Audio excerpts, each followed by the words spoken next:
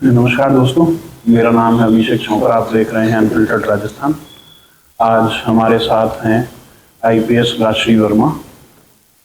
तो इनसे बात करेंगे, जानेंगे पुलिस किस तरीके से काम करती है, क्या काम आम जनता की सेवा के लिए क्या कर रही है और क्या अपडेट है राजस्थान की पुलिस की कार्यशैली को लेके, उन सारी चीज़ों में बात करेंगे। स्वागत करते हैं सर का। नमस्कार सर। Thank you. अगर हम शुरू से शुरू करें तो मैं जानना चाहूँगा आपकी जर्नी के बारे में। हाउ वाज योर चाइल्डहुड, आपने ये प्रोफेशन कैसे चूज़ किया, स्कूलिंग के बारे में और उन सारी चीज़ों के बारे में। मैं ओरिजिनली बिहार का रहने वाला हूँ। फ़िलहाल लास्ट 25 सालों से रांची में सेटल्ड है मेरी फैमिली जी। स्कूलिंग मेरी पटना और रांची की है। उसके बाद मैंने दिल्ली यूनिवर्सिटी से ग्रेजुएशन किया है इकोनॉमिक्स में। फिर मैंने मैनेजमेंट किया है और प्राइवेट सेक्टर में 1 साल काम भी किया है। यूपीएससी का जो ख्याल है वो जब दिल्ली यूनिवर्सिटी में था, कॉलेज में पढ़ता था, तब आया, क्योंकि वहाँ पर काफ़ी लोग तैयारी कर रहे थे और वहीं से पता चला यूपीएससी के बारे में।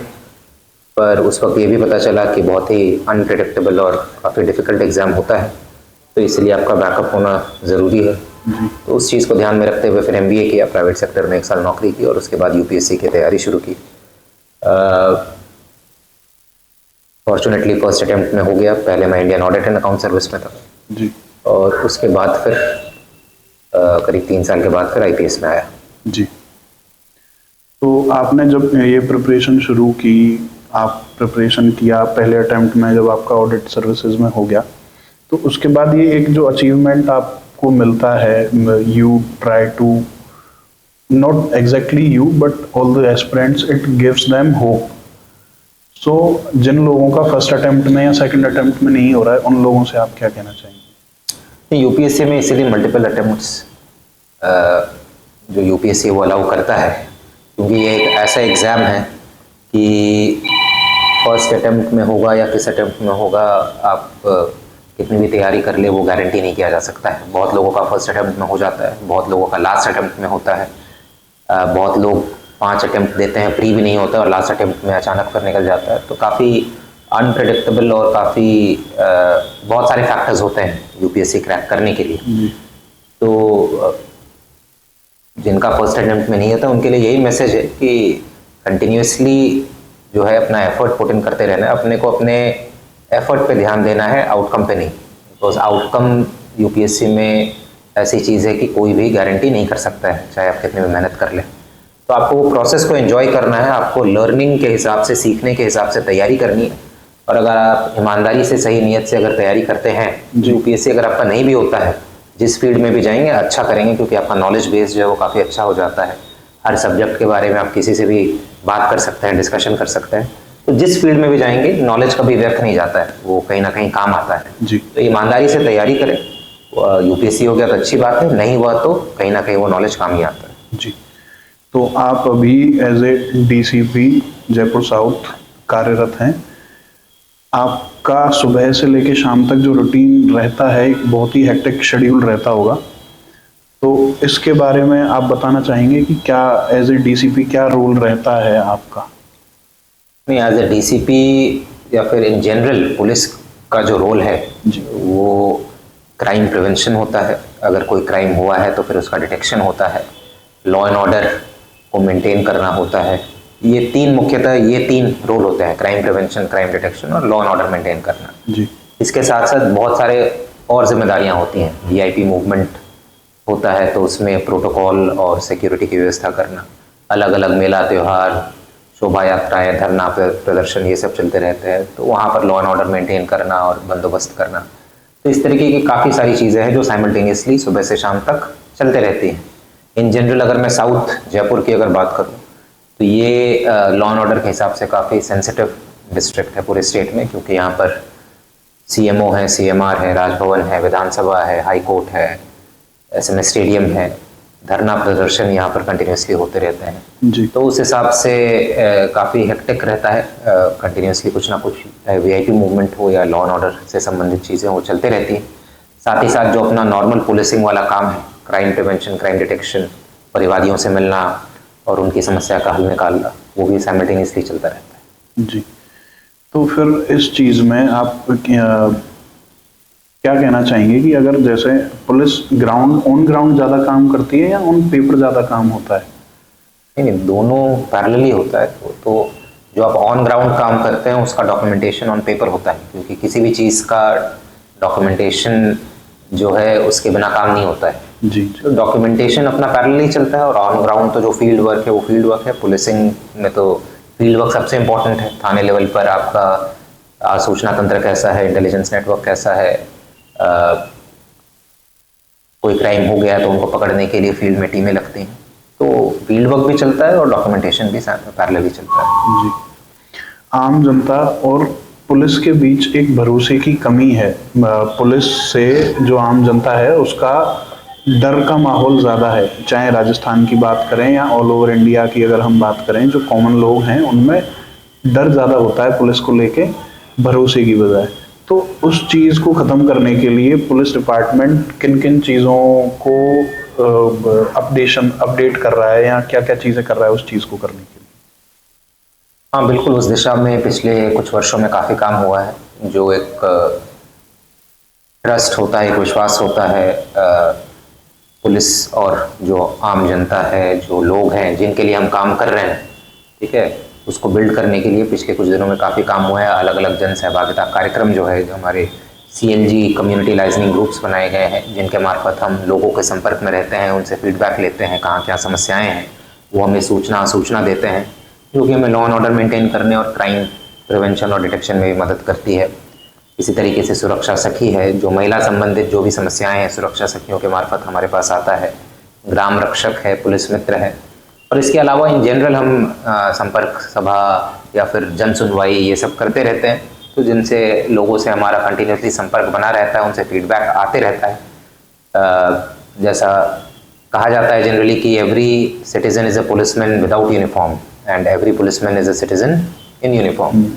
तो हम भी सिटीजन्स, जो सिटीजनरी होती है उसका पार्ट है, और जो आम जनता है वो भी पुलिस का पार्ट है। तो इसी फिलॉसफी के साथ हम काम करते हैं। ओके, तो एक मिसकंसेप्शन जो है लोगों को पुलिस को लेकर सबसे बड़ा ये है कि विदाउट करप्शन पुलिस डिपार्टमेंट काम नहीं करता है।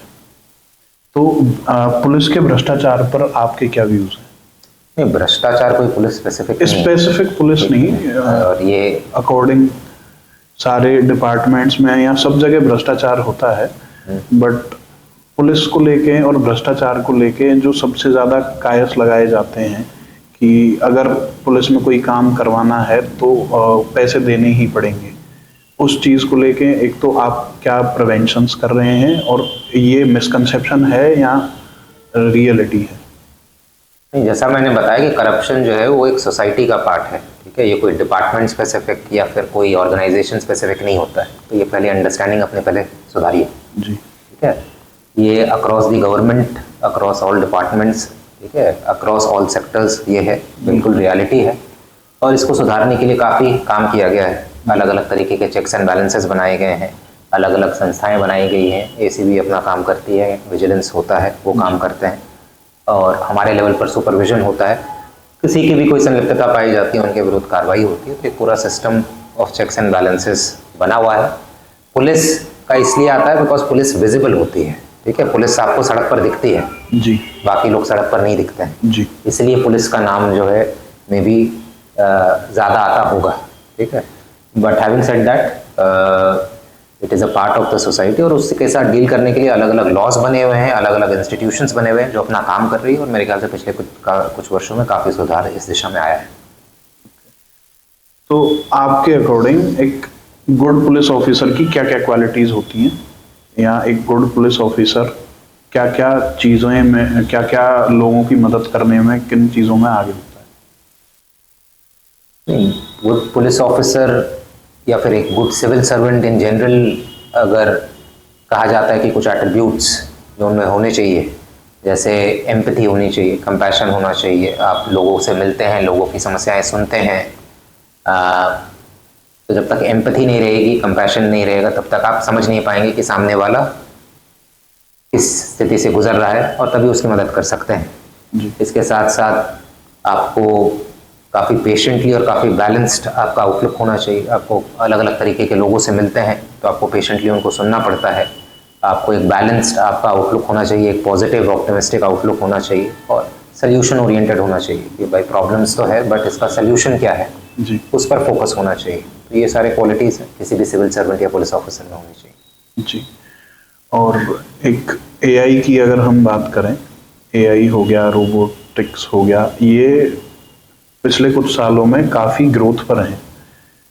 एआई सारे सिस्टम्स में ऑलमोस्ट हर जगह इंटीग्रेट हो रहा है, मेडिकल में भी हो रहा है और कई सारी चीज़ों में इंटीग्रेट हो रहा है। तो क्या पुलिस एआई को इंटीग्रेट करेगी प्रॉब्लम सॉल्विंग में या इन सारी चीज़ों में, या इस चीज़ में कोई स्टेप उठाए जा रहे हैं पुलिस के द्वारा?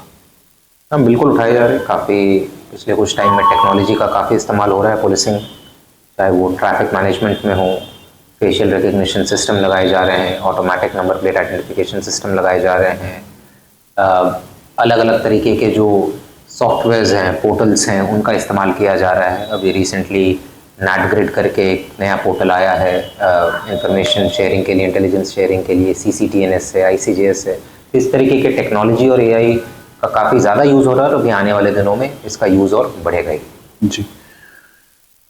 लास्ट सवाल की अगर बात करें तो आज अगर कोई कॉमन बैकग्राउंड से आने वाला पुलिस के बारे में या पुलिस में भर्ती होना चाहता है तो उनको आप क्या सलाह देंगे? नहीं, बिल्कुल जो भर्ती होना चाहता है तो पहले तो आप एक बार सेल्फ असेसमेंट अपना करना ज़रूरी है कि भाई आपका एप्टीट्यूड क्या है। अलग अलग फील्ड्स होते हैं, अलग अलग इंस्टीट्यूशंस होते हैं, तो आपको पहले अपना एप्टीट्यूड देखना होगा कि आप उसमें फिट बैठते हो कि नहीं बैठते हो। तो जिस फील्ड में भी जाना है पहले प्रॉपर रिसर्च कर लीजिए कि वहाँ काम क्या करना होगा और आपकी पर्सनैलिटी के हिसाब से आप फिट बैठते हो कि नहीं बैठते हो। और एक बार जब आपने डिसाइड कर लिया कि हाँ फिट बैठते हैं, तैयारी करनी है, तो फिर बस मेहनत से तैयारी करनी है। फिर आपको उसमें अपना 110% देना है। उसमें बेसिक चीज़ बस ये है कि ईमानदारी से मेहनत करनी है। बाद में कुछ रिग्रेट नहीं रहना चाहिए कि और मेहनत कर सकते थे या और कुछ कर सकते थे और नहीं किया। ठीक है, वो रिग्रेट नहीं होना चाहिए।